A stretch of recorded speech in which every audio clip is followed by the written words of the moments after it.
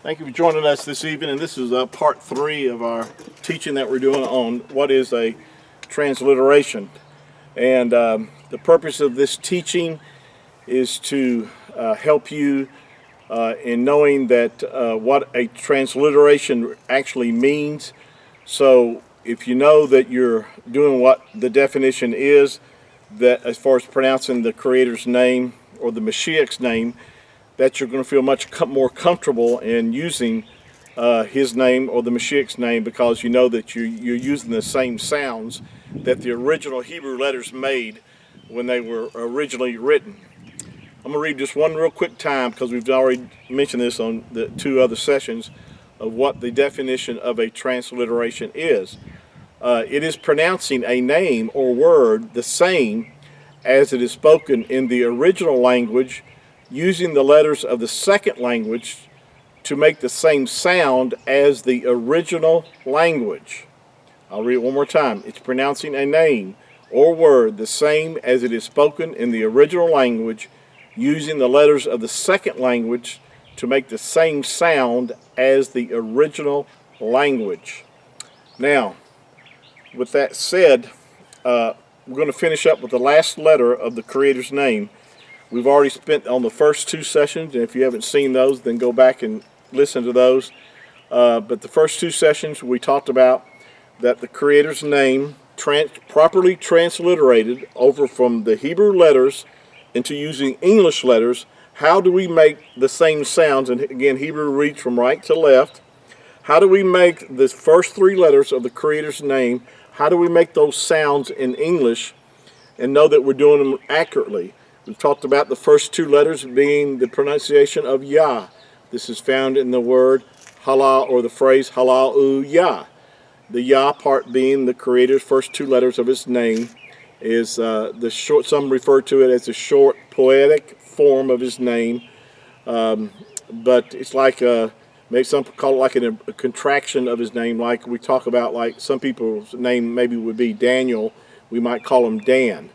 Well, if you called him Dan, it'd still be calling him Daniel, but you just shorten his name. I don't know if that's accurate or not, but anyway, it's 2 of the letters of the 4 that the Creator's name, when you give the pronunciation of Yah, but it is referring to our Creator, whose name is accurately pronounced Yahuah.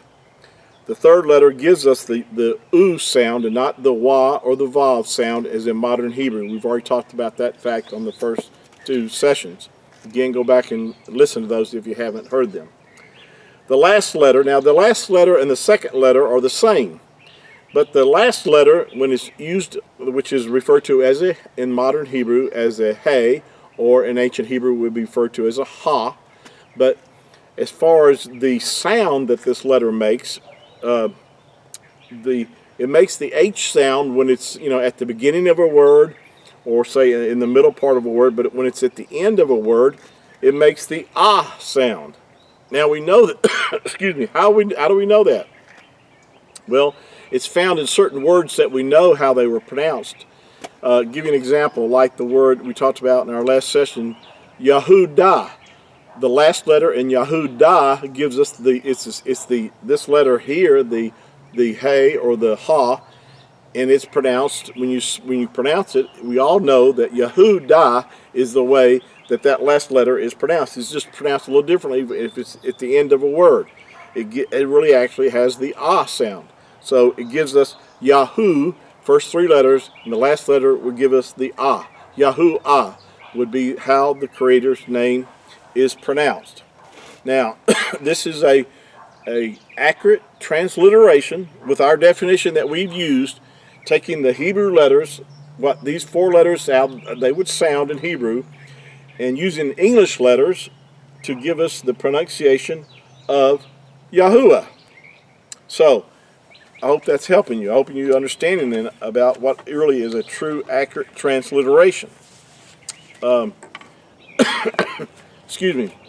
With that said, that's why you see sometimes, and I'm going to point this out to you, that you see the word, well, going back to the Creator's name, I'm going to pick up this here, just to, excuse me for a moment, to illustrate this.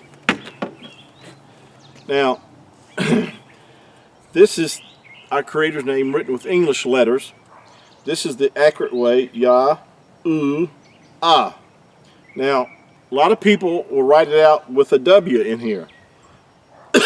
Excuse me. They use a W in here, which really is not only unnecessary, it causes confusion on a lot of people, because why put a letter in his name? And if you're really doing a transliteration, you only use letters to help you make the same sounds as the original Hebrew letters. These aren't Hebrew letters, these are English letters. This letter, the third letter, Yahuah, it makes the oo sound, not a W sound. So when you put a W in there, it's going to sound like Yahuah. Now some people say, well, I put a W in there just so people know it's a Y, but I still pronounce it as Yahuah. But doing that why do that? Because you're actually misleading a lot of people that are going to, if you were to use a W in there, are going to think that the Creator's name is pronounced Yahuah, and it's not. That third letter, we've already talked about this, makes an oo sound, not a W sound or a V sound. That's why it doesn't make. That's why you don't get the pronunciation as Yahovah. It's not a V. It's an oo sound. So when you're writing using English letters, there's no need to write a W, because and again, give you an example of that. Another reason why. Let's just take the word, we talked about this, like Yahudah. Now, Yahudah is spelled like the Creator's name, except we were going to write a D in here. Okay? Yahudah is how you would pronounce the tribe of Judah, Yahudah. Now, if you were to use a W in here, like when you're writing the Creator's name, it's not pronounced Yahuwah. It's not. Why put a W in there when you're only misleading people of how that name, or his name, the tribe of Judah, is pronounced? It's Yahudah. So again, that's why we don't write an English W when I write the Creator's name, simply because it's not necessary. It's misleading, giving people the idea that W sound should be in the name, and it should not be. So I hope this has helped you. We're going to maybe share a little bit more on our next session about this. But the main thing is to help you to understand what a true transliteration would be of how to pronounce the Creator's name. On our next session, I'd like to get into the Mashiach's name, just to show you how it should be transliterated and how it should be pronounced based upon the Hebrew letters that are used for his name. So, with that said, Baruch haba b'shem Yahuah. Blessed is he who comes in the name of Yahuah. Shalom.